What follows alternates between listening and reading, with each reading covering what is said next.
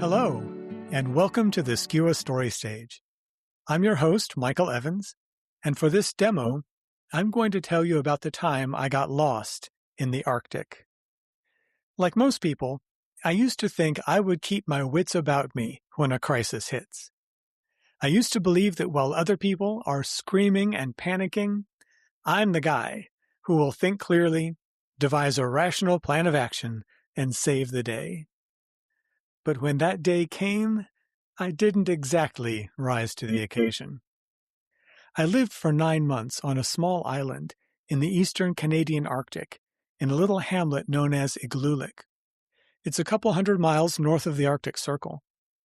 I was conducting research there, working with groups that made films and videos about Inuit legends, myths, and lifeways.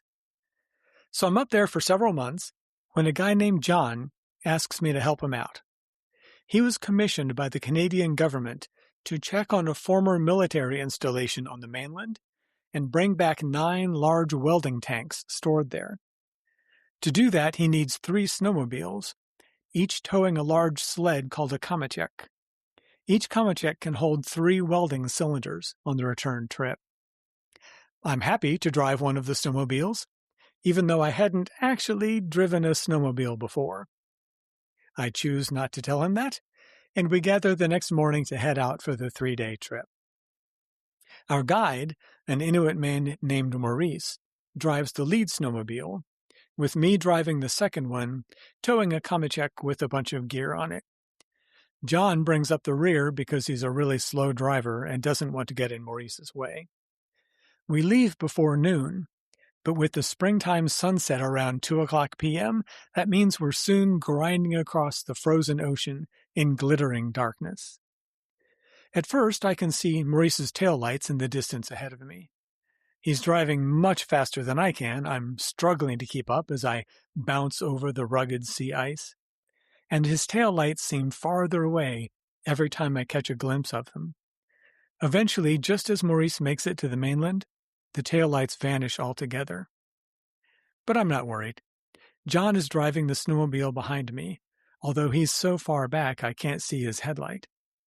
In the dim glow of my own headlight, made even dimmer through the tinted ski goggles I'm wearing in the 20 below 0 degree chill, I can still make out the tracks of Maurice's snowmobile. As long as I follow those, I'll be fine, and eventually I'll make it to the closed military base. This goes on for several hours. I can't see the snowmobile ahead of me or behind me, but I follow Maurice's trail over the snow. From time to time, I come to a large patch of clear ice where the wind has blown off all the snow, but I steer straight ahead as I cross the ice. I find Maurice's tracks on the far side, and I keep going. As I'm driving through the freezing darkness following the track on the snow, I notice Venus in the sky dead ahead. I turn on for another hour or so, and I see Venus is now off to my right.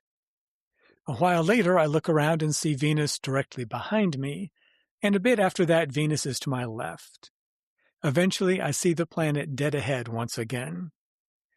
At that point, I know one of 2 things has to be true. The first is that Maurice is lost, and I just followed his track in a giant circle on the frozen Arctic tundra. The second possibility is that when I crossed one of those patches of clear ice, I picked up someone else's snowmobile tracks on the far side. Maybe a hunter who came this way earlier in the day and is now long gone. I didn't know which fate has befallen me, although I find it hard to believe that Maurice lost his way. It's much easier to believe that I'm an idiot and I've been following the wrong track for a long time. I continue to drive along for want of anything better to do, and I start to wonder what is stored under the canvas tarp on my kamachek. I begin to wonder if it's too much to hope that I'm hauling a tent, a stove, maybe some food. I can't see the other snowmobiles, but it crosses my mind that maybe I could hear them. That would be reassuring. So I stop for a moment, turn off my snowmobile, and listen. Nothing. All I hear is the skittering of wind-blown snow and the faint crackle of the northern lights overhead. no comforting roar of a nearby snowmobile. So I carry on, following the only track I see in the snow.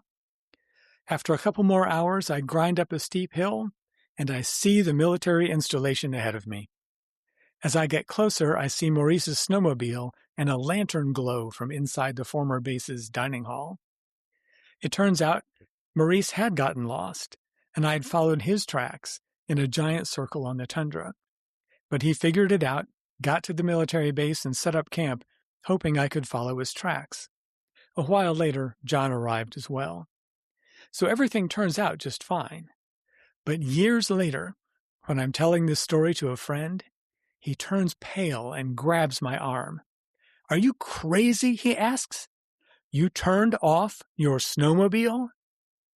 And that's when it hits me for the first time. I had not kept my wits about me. I had not devised a rational plan of action. If I was indeed following the wrong track in the snow, if I was indeed lost and on my own in the middle of the Arctic somewhere, and I was unable to get my snowmobile started once again, I'd be dead. Turning off that machine was the dumbest thing I could have done. And I'm here to tell the tale only because, through the grace of God, I was able to restart it.